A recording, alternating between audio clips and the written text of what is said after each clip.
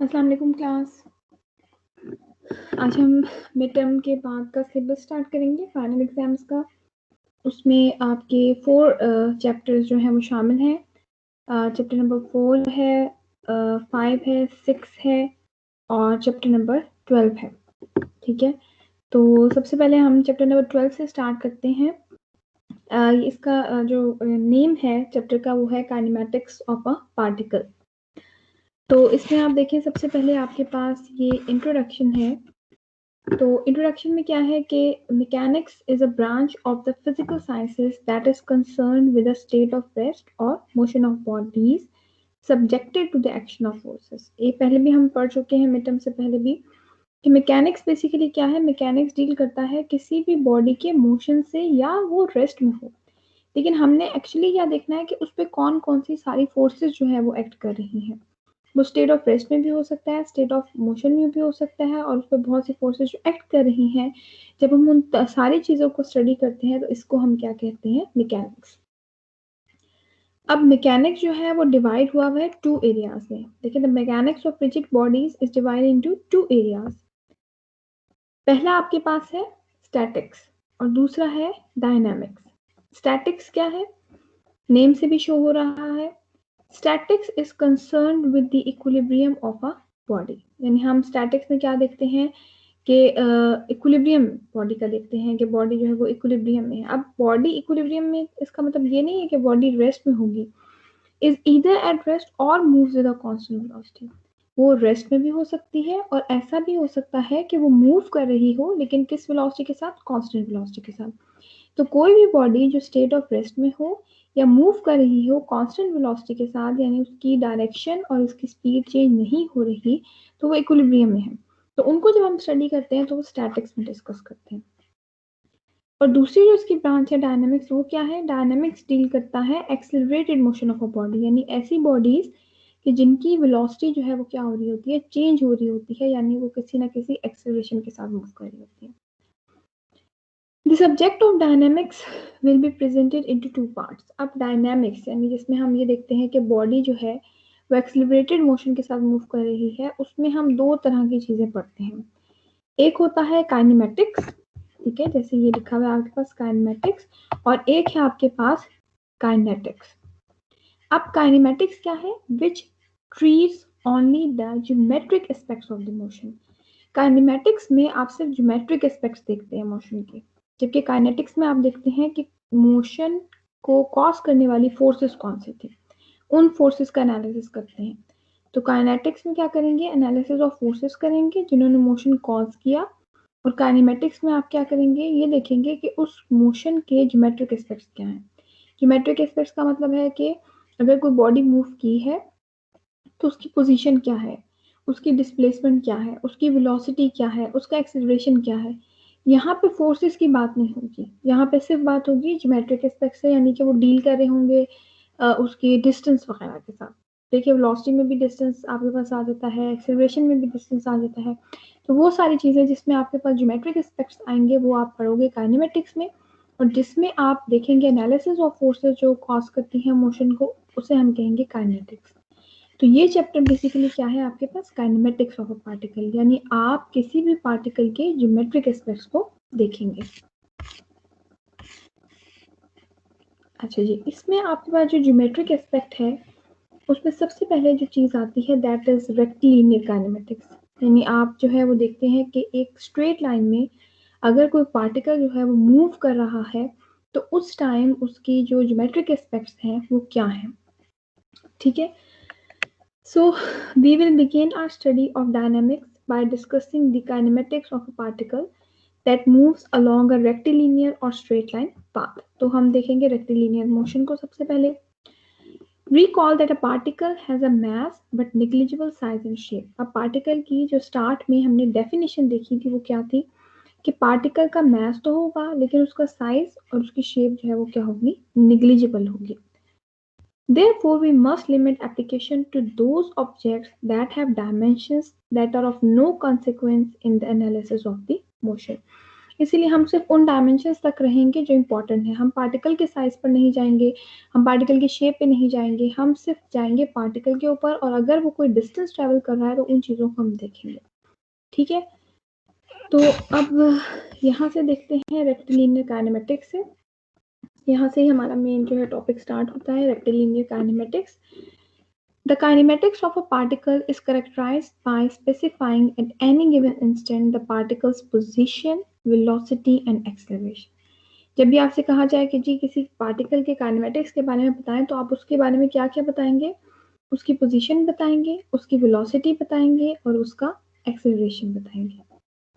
तो अब इन्हीं चीज़ों को जो आपने देखा यहाँ पे लिखा हुआ है कि पार्टिकल की पोजीशन, वेलोसिटी एंड एक्सेलरेशन, इसको हम जरा डिटेल में स्टडी करेंगे कि रेक्टिलिनियर मोशन में पोजीशन क्या होगी, डिस्प्लेसमेंट क्या होगी और वेलोसिटी क्या होगी और एक्सेलरेशन क्या होगी। ठीक है, यहाँ पे डिस्प्लेसमेंट नहीं लिखी हुई, लेकिन डिस्प्लेसमेंट क्योंकि वेलोसिटी की डेफिनेशन में भी आती है और एक्सेलरेशन की भी डेफिनेशन में आती है, इसीलिए ये देखिए आप यहाँ पे हम डिस्प्लेसमेंट को भी स्टडी करेंगे।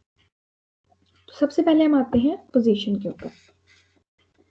पोजीशन क्या है basically? The straight line path of a particle will be defined using a single coordinate axis. अब आप रेक्टिलिनियर मोशन की बात करें, आप बात करें स्ट्रेट लाइन मोशन की, तो स्ट्रेट लाइन पाथ जो है वो बड़ा आसान है, एक ही एक्सिस से आपको उसको बताना पड़ेगा। अब यहाँ अगर आप बुक में देखें तो ये हॉरिजॉन्टल एक्सिस है, ये वर्टिकल भी हो सकता है, यानी एक पार्टिकल स्ट्रेट लाइन में या तो हॉरिजॉन्टल मूव करेगा या वो वर्टिकल मूव करेगा, वो दोनों एक्सिस से मूव नहीं करेगा। अगर कोई फॉर एग्जांपल आपके पास होता कर्विलिनियर मोशन, यानी आप कर्व में मूव कर रहे होते, यानी एक पार्टिकल जो है वो अगर कर्व में मूव करेगा तो वहां पे फिर आपको उसका एक्स एक्सिस भी बताना पड़ेगा, उसका वाई एक्सिस भी बताना पड़ेगा। लेकिन अगर कोई स्ट्रेट लाइन में मूव करेगा या इस डायरेक्शन में हॉरिजॉन्टल या वर्टिकल, तो फिर एक सिंगल एक्सिस काफी है, या वाई एक्सिस चाहिए या एक्स एक्सिस चाहिए। इसीलिए यहाँ पर लिखा हुआ है कि the straight line path of a particle will be defined using a single coordinate axis. ठीक है, the origin O on the path is a fixed point. ठीक है, अब ये एक फिगर शो की हुई है, आप देखें O, तो ये कोई भी फिक्स पाथ हो सकता है। अब ये अगर हम उस पर देखें कोऑर्डिनेट्स, वो जो एक्सिस पे, तो ये ओरिजिन भी हो सकता है आपका। ठीक है, तो यानी कोई भी फिक्स पाथ जिसके रेफरेंस से आप पार्टिकल की पोजीशन बताना चाहते हैं, उसे आप क्या कहेंगे? ओरिजिन। और उस ओरिजिन से पार्टिकल की जो पोजीशन है उसे आप रिप्रेजेंट करते हैं एक वेक्टर से, जिसे हम कहते हैं पोजीशन वेक्टर, जो कि आर से रिप्रेजेंट करते हैं। बोल्ड लिखा हुआ है, यानी कि ये क्या है? वेक्टर है। तो origin O on the path is a fixed point, and from this point the position vector R is used to specify the location of the particle P. तो वेक्टर R को हम यूज करते हैं कि वो P की क्या बनाए, उसकी पोजीशन को लोकेट करे। Notice that R is always along the S axis. अब आप देखें R हमेशा S axis के along होगा। अगर S axis जो है वो वर्टिकल होगा तो R भी वर्टिकल होगा, अगर ये हॉरिजॉन्टल होगा तो ये भी हॉरिजॉन्टल होगा। इसकी यानी डायरेक्शन जो है वो कभी चेंज नहीं होगी। ये हमेशा यहाँ पर 180 का एंगल बना रहा है तो ये 180 का ही एंगल बनाएगा, और अगर स्ट्रेट है तो भी वही रहेगा डायरेक्शन। हाँ, जो चीज़ चेंज हो सकती है वो क्या है, यहाँ पे हम देखते हैं आगे। Notice that R is always along the S axis and so its direction never changes. इसकी डायरेक्शन कभी भी चेंज नहीं होगी। What will change is its magnitude. Magnitude change हो सकता है, ज़ाहिर है पार्टिकल फॉर एग्जांपल यहाँ से यहाँ तक अगर 2 मीटर डिस्टेंस है, पार्टिकल यहाँ पर हो इस पॉइंट पर, तो ये कितना डिस्टेंस हो जाएगा? 3 मीटर। अगर यहाँ चला जाए 4 मीटर, तो इसका मैग्नीट्यूड जो है वो क्या हो सकता है?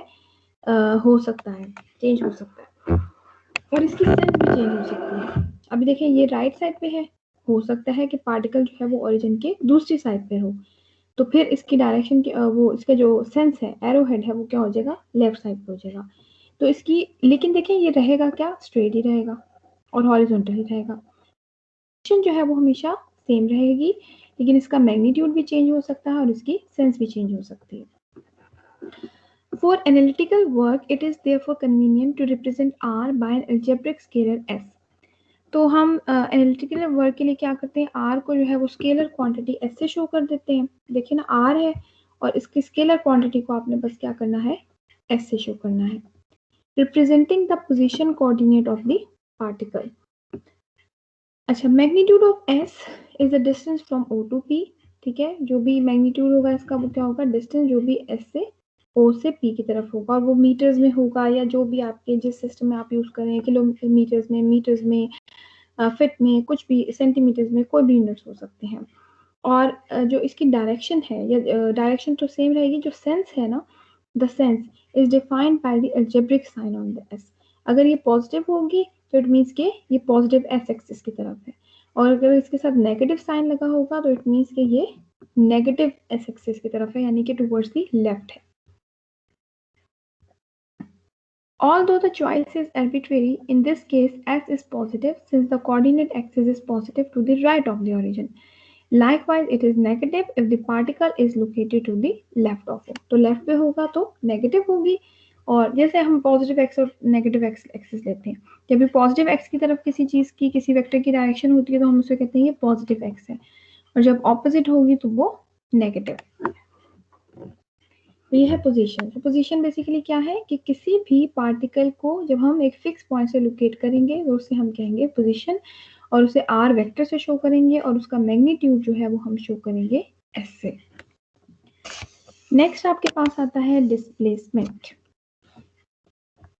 The displacement of the particle is defined as a change in its position. अब देखिए ये ऊपर वाली डायग्राम है, ये ऑरिजिन, ये पार्टिकल। अब ये पार्टिकल इस P से हट के चला जाता है आगे P डैश पे, यानी इसने अपनी पोजीशन जो है वो क्या कर ली है, चेंज कर ली है। तो अगर ये O से P पर वेक्टर R से शो कर रहा था तो P डैश पे वेक्टर R डैश से शो हो रहा है, ठीक है, यानी ये O से P डैश तक जो वेक्टर है वो क्या है, R डैश है। इसी तरह मैग्नीट्यूड जो है O से P तक अगर S था तो O से P डैश पे क्या है, S डैश, ठीक है। तो P से P क्या होगा, डेल्टा R, यानी R डैश माइनस R, और इसी तरह डिस्टेंस क्या होगा, S dash minus S।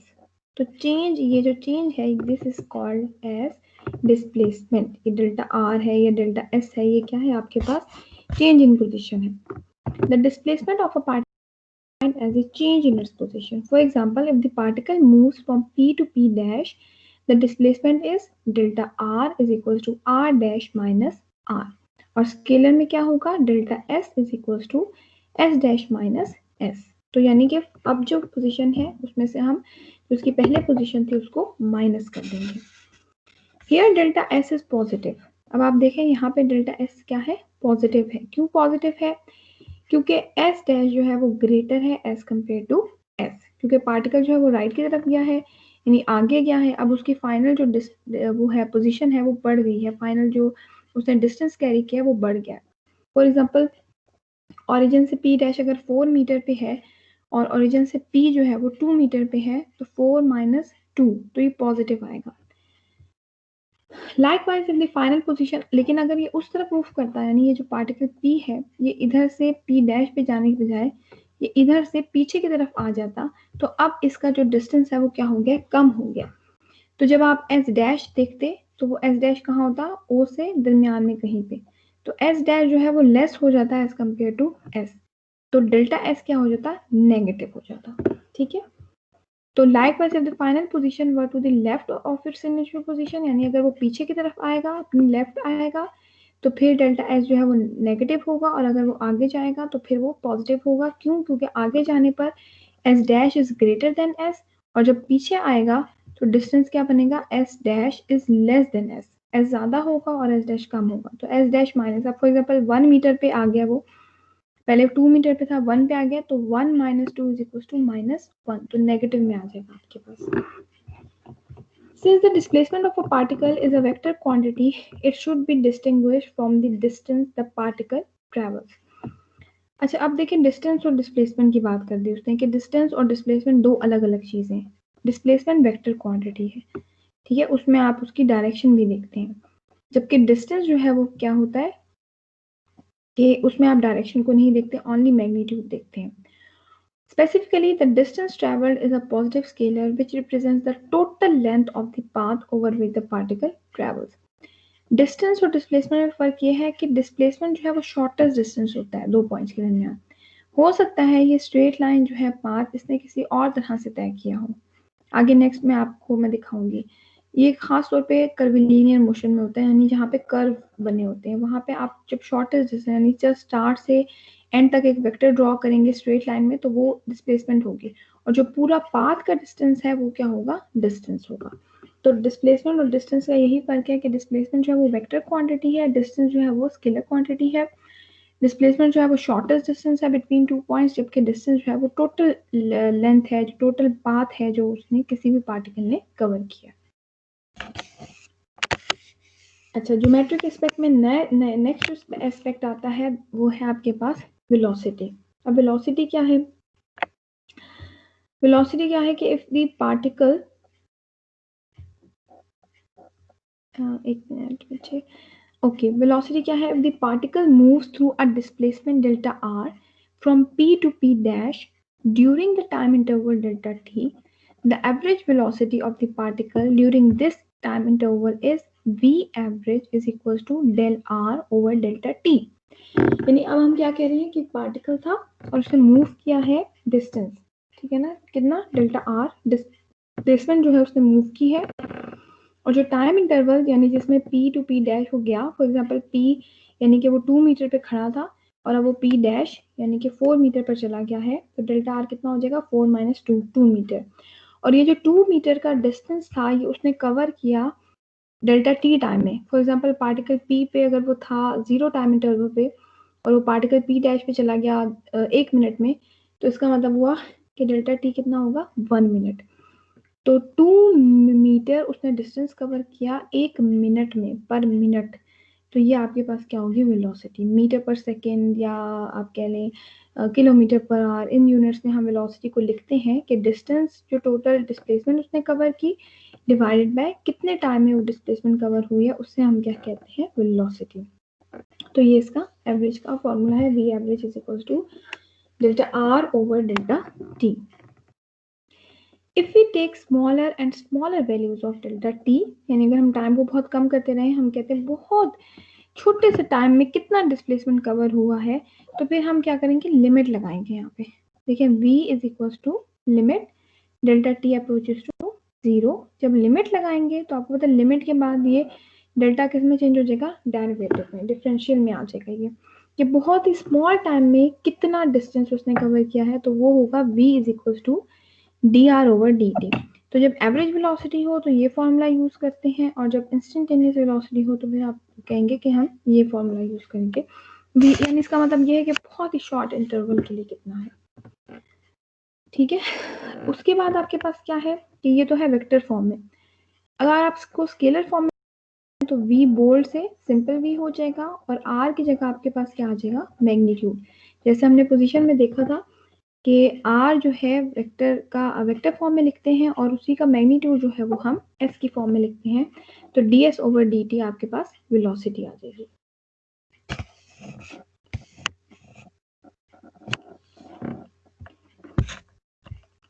Since delta t, अब देखें ये एक चीज ये भी देख लें, ये एरो शो किया हुआ है कि यानी कि s जो है वो पॉजिटिव इस डायरेक्शन में होगा, ठीक है ना, राइट डायरेक्शन में। ये पे आपको पता है इसके बाद, ये मैं यहाँ पे इसलिए बता रही हूँ, यहाँ पे भी लिखा हुआ है। तो अगर ये लेफ्ट पे होगा तो नेगेटिव होगा, राइट की तरफ होगा तो s पॉजिटिव होगा। t की तो कोई डायरेक्शन नहीं होती, s की ही डायरेक्शन होगी। Since delta t or dt is always positive, the sign used to define the sense of velocity is the same as that of delta s or del s। यानी जो sign ds के लिए use होगा या delta s के लिए use होगा वही साइन जो है वो वेलोसिटी के लिए यूज होगा, क्योंकि dt की तो कोई सेंस नहीं है, तो सेंस वेलोसिटी की वही होगी जो ds की सेंस होगी। For example, if the particle is moving to the right, the velocity is positive, whereas if it is moving to the left, the velocity is negative। जैसे डिस्प्लेसमेंट का होता है, डिस्प्लेसमेंट में हमने देखा था ना, पिछले पेज पे भी हमने देखा था कि अगर राइट पे जाएगा तो पॉजिटिव, अगर लेफ्ट पे जाएगा तो नेगेटिव। तो वेलोसिटी भी क्योंकि डिस्प्लेसमेंट पे ही डिपेंड करेगी तो वेलोसिटी भी पॉजिटिव होगी अगर वो राइट पे जाएगा, और वेलोसिटी नेगेटिव होगी अगर वो लेफ्ट पे आएगा। Then the magnitude of the velocity is known as speed। speed जिस तरह डिस्टेंस और डिस्प्लेसमेंट है ना, तो इनमें भी ये वेलोसिटी और स्पीड में डिफरेंस क्या है, velocity is a vector quantity, where speed जो है वो it is the magnitude of velocity. तो स्पीड में हम डायरेक्शन की बात नहीं करते, होता सेम ही है फॉर्मूला वगैरह, लेकिन हम इसमें डायरेक्शन की बात नहीं करते। तो हम कहते हैं कोई बॉडी है वो इतनी स्पीड के साथ जा रही है, किस डायरेक्शन में जा रही है उसकी हम बात नहीं करते in speed. Then occasionally the term average speed is use, अगर एवरेज स्पीड यूज होती है। एवरेज स्पीड क्या होती है basically, the average speed is always a positive scalar, हमेशा पॉजिटिव स्केलर होगा, ठीक है। एवरेज स्पीड ये कभी भी नेगेटिव नहीं होगा, क्यों? क्योंकि डिस्टेंस कुछ ना कुछ कवर होगा हमेशा, ठीक है, चाहे वो लेफ्ट पे आ रहा है राइट आ रहा है। ये कहता है टोटल डिस्टेंस कितना कवर किया, ये नहीं कहता कि किस डायरेक्शन में जा रहा है, क्या सेंस है उसकी, इसीलिए तो ये स्केलर क्वांटिटी है। तो ये हमेशा पॉजिटिव होगी, स्पीड कभी भी नेगेटिव में नहीं होगी। And is defined as the total distance travelled by a particle, ठीक है। अब ये एस टी यानी एक बॉडी ने टोटल डिस्टेंस कितना कवर किया, चाहे वो लेफ्ट पे किया, चाहे वो राइट पे किया, चाहे अपवर्ड किया, डाउनवर्ड किया, बस हमने सिर्फ ये बताना है कि टोटल डिस्टेंस कितना कवर किया डिवाइडेड बाय कितने टाइम में कवर किया। तो ये आपके पास स्पीड है। तो फर्क क्या है उसमें, चेंज इन आपके पास पोजीशन है, इसमें क्या है टोटल आपके पास जो डिस्टेंस कवर हुआ है। अब यहाँ से देख लें, इस डायग्राम से आपको इजीली समझ आ जाएगी। For example the particle in figure 12(1)d, इसमें देखें travels along the path of length S T in time delta T, यानी पार्टिकल यहाँ से मूव तो किया पी डैश से, सॉरी पी से, लेकिन ये कैसे मूव हुआ, यूं गया है और इसने ये पाथ लिया है कवर करने के लिए, ठीक है। अब एक्चुअल पाथ ये है उसका, तो यहाँ से यहाँ तक का जो डिस्टेंस है, टोटल लेंथ है, वो आपके पास किस में आ जाएगी, स्पीड में आ जाएगी। और जो शॉर्टेस्ट डिस्टेंस है दोनों के दरमियान वो आपके पास, ठीक है ना। तो ये फर्क होता है आपके पास बेसिकली डिस्टेंस और डिस्प्लेसमेंट में। तो एवरेज स्पीड क्या है, टोटल लेंथ, जबकि एवरेज वेलोसिटी क्या है, delta S to delta T. और नेगेटिव साइन क्यों है, क्योंकि पार्टिकल जो है वो लेफ्ट साइड पर आ रहा है, इसीलिए यहाँ पर नेगेटिव साइन।